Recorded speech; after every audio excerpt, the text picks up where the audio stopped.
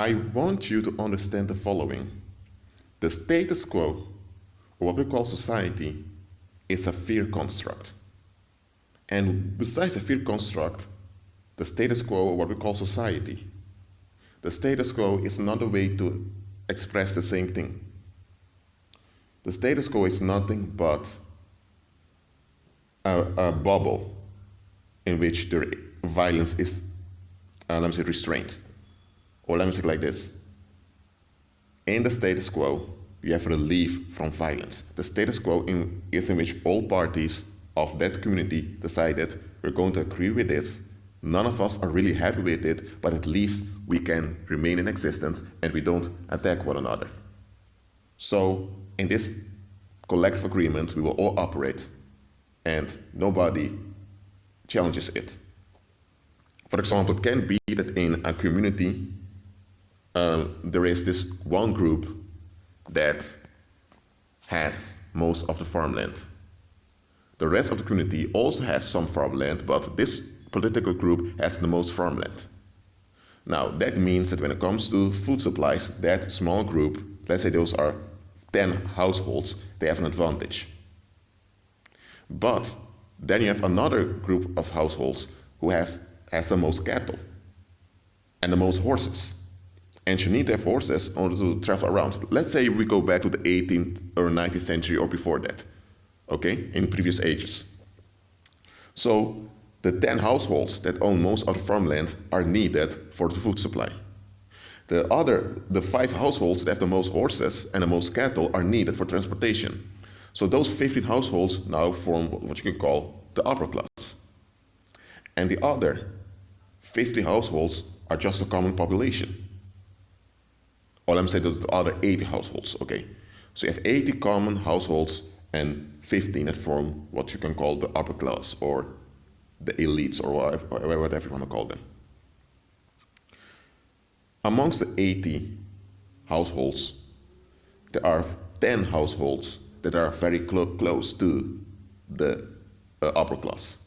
And they get many benefits, many economic benefits.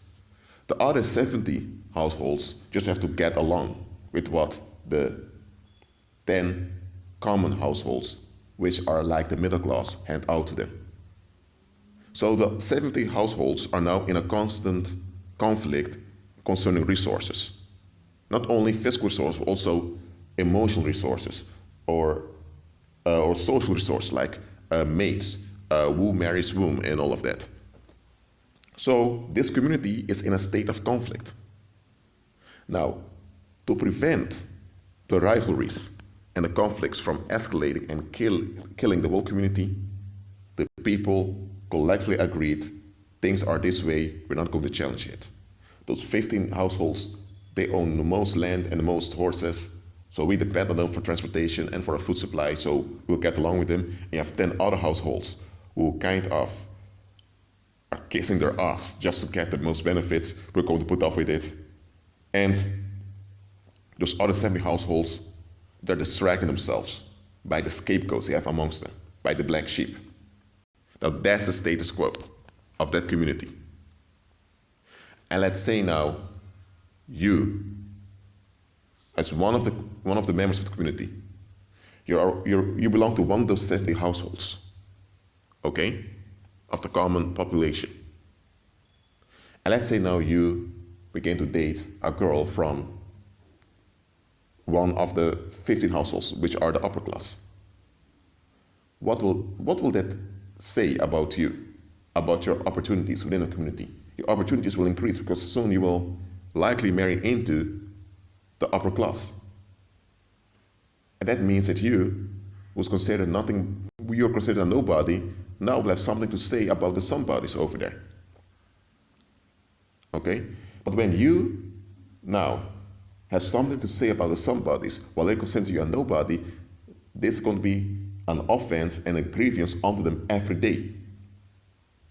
So they will act out against you. Okay? So this will stir up violence in the community. And then when the people of the common households can't reach you, they will blame each other why they allowed it to happen, that a nobody could become somebody over them. And then, of course, what you consider the middle class, the 10 households between the what you consider the elites and the common people, they now can use their means to restrain violence in the community. But that will not be effective in the long run. So you will have people from your backgrounds that will try to get into your new households you belong to, the family you married into. And they will come with murderous plans. So that's how things escalate. So that's why in every society there is a hierarchical expectation, and everyone is expected to respect and validate that hierarchical expectation. That's why you have social classes. Social classes are intended to reduce violence.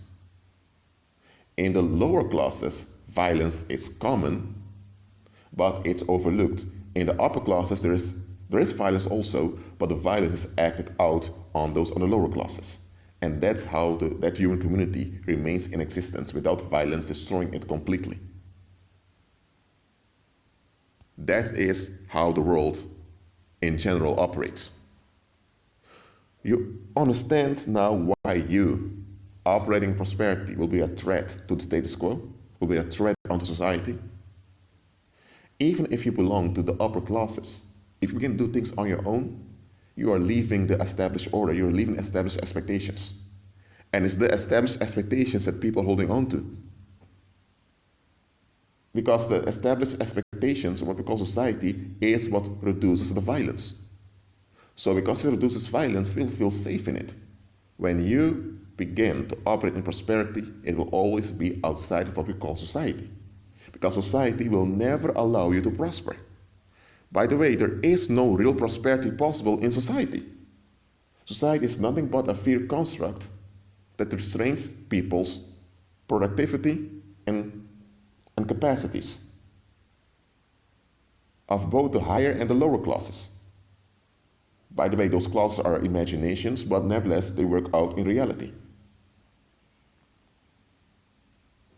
That's why I'm telling you, do not follow the world's idols. Many of those rappers, hip-hoppers, rockers, those famous people, artists that made it, those from Hollywood, all of that, those are puppets. I'm not telling you that some of them really had prosperity, but eventually became puppets. And as puppets, they tell you how it is. But common people out there often don't want to hear it. They believe in this fantasy that if you work hard enough on society's terms, you will make it. It will be accepted. That will never happen. You cannot have real prosperity based on society's conditions. You can have a job on society's terms. You can increase your income to some extent on society's terms. But to really be prosperous and impactful, that can't happen on society's terms because society is intended to reduce, and exhaust the capacities and productivity of the population. Society is a fear construct that's intended to keep people in a state of anxiety so they will remain in relief seeking. Okay? Of course, to compensate this so people won't see the bondage you're in, you have parties here and there, you have holidays from time to time. Those things distract people from seeing the bondage you're in. And of course you have, how would I say, you have distractions, you have scapegoats they use. That's all to distract the common people from seeing that they're being exploited. The upper class know exactly what's going on, and they know that they need this fear construct to remain safe, because without it, the common people would rob them and tear them apart. So even the upper classes are frightened of real prosperity. That's how the world operates, folks. Stop believing those fantasies that Hollywood, or better said Hollyweird, is teaching you. Real prosperity will be met with violence. Because society or the status quo is a violence construct and is kept alive, it's kept intact and alive through violence. So anything that becomes a threat to the status quo will be faced with violence, because it's violence that keeps the status quo going. It's violence that keeps the status quo intact. So it's violence that keep that relief mechanism that we call society intact. So anything that becomes a threat or a challenge to society is met with violence, is met with revenge. So now you know this, understand this. Now you know why Christ told us, don't let your left hand know what your right hand is doing. Now you know why Christ told us not to be unequally yoked with unbelievers. Now you understand why Christ operated the way he operated. Now you understand why Christ did not operate in predictable manners. Why he didn't operate in predictable ways. When he arrived in Samaria, and in that time, there was enmity between the Samaritans and the Judeans, because the Samaritans were a half-breed between Judeans and people from other nationalities who also worshipped those pagan gods. So the Judeans, who were ethnically Judeans, they couldn't stand them because they didn't consider them as part of them. So there was enmity between them. And the Roman Empire uses enmity to maintain their political structure over there. So Christ, as a Judean, being there, was already a challenge. And not only that, he spoke to a female, one of the Samaritan women. Well, I won't call it racism, but there was real ethnic discrimination going on there. So for him, a man in his early 30s to speak to a Samaritan woman, that was a challenge also. And not only that, it was a woman with a bad reputation. She had multiple men in her young life. For that time, it was a big shame. And for many societies, it still is. And the woman was even, I would say, frightened that Christ was speaking to her. But Christ decided to use her to spread the gospel. Why? She was receptive to the kingdom of God. Christ looked at the bigger picture. When the disciples returned and saw him speaking to her, they were shocked. They were thinking, I don't know exactly what they were thinking in their minds, but I probably expect they were thinking like, is the master intending to marry her? A Samaritan? What's going on between the two? Ooh. But here's the thing. Christ looked beyond. It was unexpected he would use a Samaritan, what you could call a loose woman, to spread the gospel. But this woman received the gospel and she was transformed. But after that woman revealed them who Christ was, and the people came and heard from Christ directly, they turned back to her and said to her, we do believe Christ, it's not because of you that we do it. So they didn't want to give her proper credit. Christ used her to minister unto them. So they ought to at least give some honor to that woman because Christ decided to use her.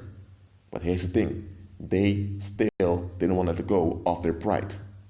They did receive the gospel, but they were still operating in darkness. So they didn't want to treat her any differently than how they used to. Now, Christ did not operate in predictable manners. Now, am I telling you to go and look for some loose woman and use her for your enterprise? No, I'm not telling you to do that. What I'm telling you is that Christ, when he walked earth, he operated in wisdom. He was so smart, man. A lot of folks don't take the time to really investigate and research Christ's attitude. Because if they would do, they would figure out how smart and how wise that man was. There are even unbelievers they're not born again, that they don't acknowledge that Christ is Lord, that he's God. They don't do that, but they see him as just a good example, as a man that lived a life that was a good man, that they see him as an inspirational historical figure. But there are unbelievers. Even though they see Christ as only an inspirational historical figure, they study his attitudes and his ways, and they learn from it, and they practice it in their daily life, and it's an advantage unto them. There are pagans who apply some of the things Christ said the way Christ did it, and it benefits them. Yet you have many people that claim to follow Christ. They're stuck in pagan Christianity, listening to what some pagan pastor who is let me say a Babylon pastor is telling them. And they say amen every Sunday and they don't learn anything. I'm telling you, there is no real prosperity possible on society's terms. Yes, you're dealing with society because you're in society, you're in the world. So you're dealing with its codes, you're dealing with its laws, its regulations. You use it as a tool in your daily life. But just realize you can't be prosperous on society's terms because society as a collective fear construct is intended to restrain creativity, to exhaust people's potential and people's capacities. That is what society is intended to do. And if you want to remain at ease and relieved without any challenge ever, just get along with society and get along with you being exhausted and reach nothing, achieve nothing. Remain a nobody and accept people treating you however they want to treat you. If you want things to be easy, be like that. And even then it won't be easy. Anyone, even on society's terms, who wants to reach something will face violence. Maybe not physical violence directly, but they will face violence. Okay? Now you understand the psychology behind taxation. The elites or the upper class or those that run the government, they don't need your tax money. Why? Because they're the ones printing the money. They're the ones that design the currency. They can make as many of the currency as they want and the common people don't even know about this. Okay? They're the ones owning the system so they can cheat it however they want. They don't need taxation from you. Now why are they asking taxation from you? It is because common people, I say worldly people in general, rely on oppression to feel as if they're someone. Let me explain that. When you have, like you had during the Roman Empire, you had those gangs that demanded taxation. Caesar maybe expect you to pay 1 silver coin a month. But those gangs who want to exploit the situation, they will tell you have to pay 10 silver coins a month. Now you're under stress. Now you need to find a way to get 10 coins. Now you need to work out in order to pay it. Even though most of the money will not go to Caesar, the other 9 coins will be spread amongst the thieves. You are still under oppression. And if you don't pay, they can come and arrest you and put you in some dungeon, some jail. You may die there or spend years over there. Or they would come and take away your animals, your means of transportation, or take your land away from you. So there's oppression. Now those that manage to cope with the oppression get the validation they're someone, they are mature, they are adults. But those that don't manage to cope well with the situation, they end up being the losers. Now the so-called winners now feel good about themselves because they pay taxes, so they belong to the community. This gives them a bond with one another that they are someone because they manage to deal with the situation. It's based on pride. Let's say now you were under that rule and you didn't have to pay taxes for some reason. The governor appointed by Rome decided you don't have to pay taxes, man. You're a friend of Rome. It's okay. What's going to happen? Other people are going to ask, why isn't he paying taxes? Who the hell does he think he is? Why is he so special? We're all paying taxes, we're all being oppressed, we all have to deal with it, but we deal with it. The fact that you're not oppressed just like them means that you have more options. And the fact that you have more options means that you have more capacity. You have more abilities, you can do more. And because you can do more, that means that they're the ones who have to live with what you're doing. And they don't like that idea. So when they hear that you're not taxed, they'll project their anxieties onto you. Instead of them facing those that are oppressing them, they'll turn on you. Why? Because it's the oppression of that strong man, Caesar, that leads them to have this sense of self, this sense of I, and collectively that's what binds them together as a population. So they rely on oppression. And scripture tells us in one of the Psalms, do not rely on oppression. I believe it's one of the Psalms. It says it clearly, do not rely on oppression. But that is what worldly people do. That's why you have taxation. Because the elites know how common people operate.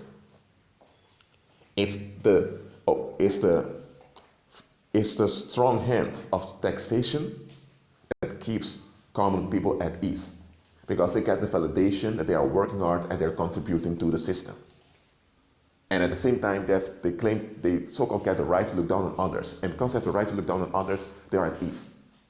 And this ease they experience reduces their violent tensions. Okay?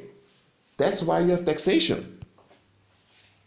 Taxation has nothing to do with the economy, that we need to pay taxes and all of that. Just look at this.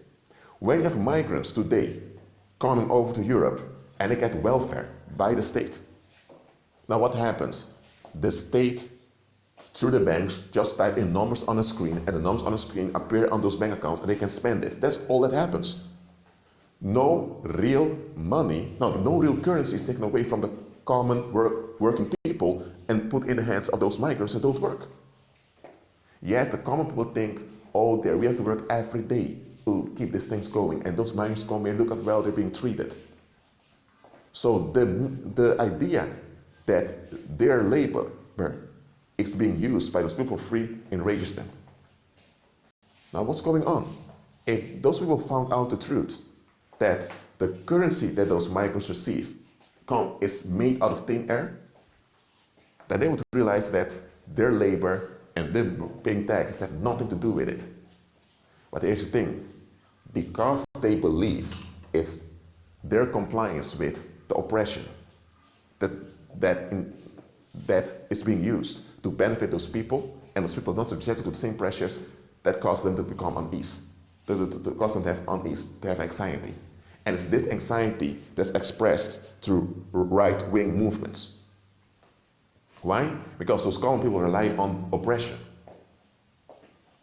Okay? That's what they rely upon.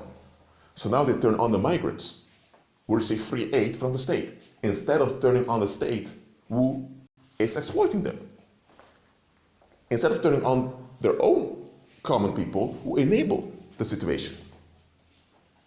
You see where this is going? You see now why I tell you that society is not designed for you to prosper, even though Hollywood would tell you differently. I'm telling you, be real. Agree with Christ.